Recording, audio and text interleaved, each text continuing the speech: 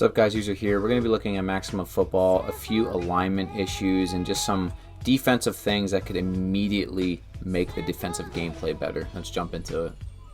In this look, we're going to be getting a blitz from the defense from a man look. So it's a cover one. You see how the safety comes down in the box. He's not up in a too high shell like I'd like to default to. Also, issue, both of these players are man coverage at the same level, and I would like to see it look something more like this. In this bunch set, or this tight formation, you could see that this is most likely some sort of zone, but just for the sake of conversation, you could see how these two players are staggered. They're not at the same level beside one another. Also, you could see how this corner has outside leverage on this outside player, and I'll explain real quickly why that's super important.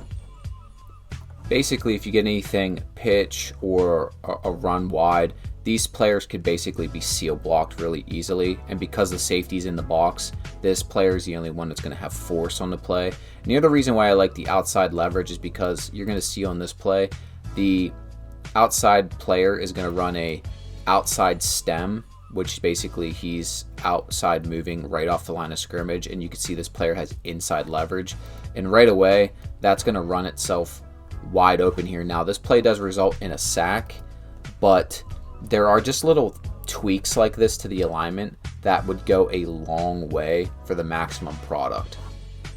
The 3-4 defense in maximum is currently pretty borked, especially when you pick a man coverage alignment. Now, what I'm describing to you is the 3-4 defense, but the problem is in man-to-man, these outside linebackers, when they have man assignments, will come from being an edge contained player. Like you have your A, your B, their C gap, basically like force. They come all the way in here and just stand in the middle of the defense, and it causes this big weird cluster. Right now what's going on is this player is probably going to shoot here, this guy's going to eat this space, he's going to eat this space, and now you have no force player on either side. Here's what this should look like. Now, this is a video about 3-4 run fits. As you can see here, here's your 3 down linemen. Head up, you have a B gap shade here, and you have this player in the B gap shade here. Here's your force edge. Here's your edge player outside of the most, tight end, fullback, wing, whatever it is on the defense. Your 2 inside linebackers are almost like either outside or inside shade of the 3-4 defensive end. And then you have your secondary giving you that 2 safety high look. But the difference between this and Max is this guy could still be man up here. He could still be man up on the running back. The responsibility is the same, but now he can still maintain his functional part of this defensive formation, because this right here is essentially just a backyard football set where no one has any responsibility that they can keep within this defensive formation.